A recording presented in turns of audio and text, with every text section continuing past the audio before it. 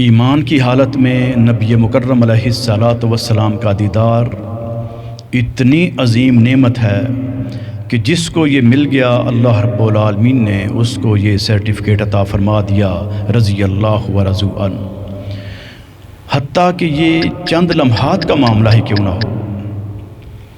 ایک شخصیت جو کہ بہترین بزنس مین ہیں، انتہائی زیادہ اخلاق، کردار، ساری خوبیاں موجود ہیں، لیکن دولت ایمانی سے خالی ہیں۔ صحابہ کرام رضوان علیہم اجمعین سوال کرتے ہیں، اسیرم تم عقل و دانش کے مالک ہو، صاحب فراست ہو، لیکن اسلام قبول کیوں نہیں کرتے؟ فرمانے لگے، میں جانتا ہوں کہ دین اسلام سچا دین ہے، لیکن مجھے یہ بھی پتہ ہے کہ جس دن میں نے اسلام کو قبول کر لیا اس دن میرا سارا کاروبار، سارا بزنس وہ ختم ہو جائے گا۔ صحابہ کرام رضوان علیہم اجمعین پوچھتے ہیں وہ کیسے؟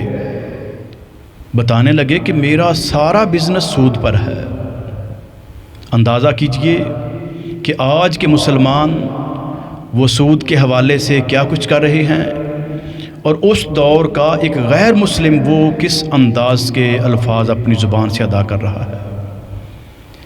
وقت گزرتا رہا، بالآخر صحابہ کرام رضوان علیہم اجمعین ایک جنگ کے اندر شریک ہوتے ہیں۔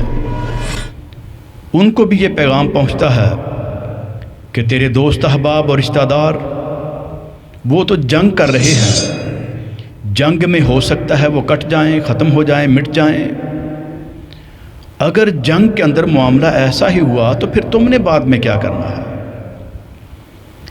اس سوچ کے ساتھ وہ جنگ کی کیفیت کو اپنے ذہن میں بٹھا کے تیاری کرتے ہیں اور عین مقتل کے اندر جا کے مارکے کا آغاز کر دیتے ہیں۔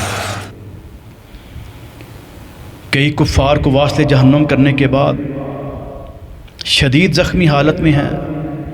صحابہ کرام رضوان علیہم اجمعین سوال کرتے ہیں کہ اسارم کیسے آنا ہوا؟ کیا ہماری محبت میں آئے ہو، قبیلے اور برادری کی محبت میں آئے ہو، یا دشمن کے مقابلہ کے لیے اپنے جوہر دکھانے کے لیے آئے ہو؟ فرمانے لگے، نہیں، میں صرف اور صرف اشہد اللہ الہ الا اللہ و اشہد ان محمدً عبدہ و رسولہ کے لیے آیا ہوں۔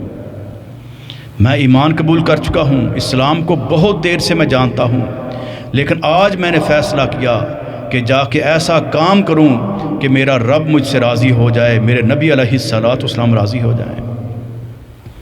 نبی مکرم علیہ الصلاۃ والسلام کو جب خبر پہنچی کہ اسیرم نے تو عجب کام کیا، آ کے مارکہ کیا ہے اور مارکے کے اندر اس انداز سے اپنے بہترین جوہر دکھائے ہیں اور اللہ رب العالمین نے اس کو اپنے راستے میں قبول فرما لیا ہے، نبی مکرم علیہ الصلاۃ والسلام تشریف لائے اور فرمایا کہ اس نے کام بالکل تھوڑا کیا ہے، عمل بالکل تھوڑا کیا ہے، لیکن اجر بہت ہی زیادہ لے گیا ہے۔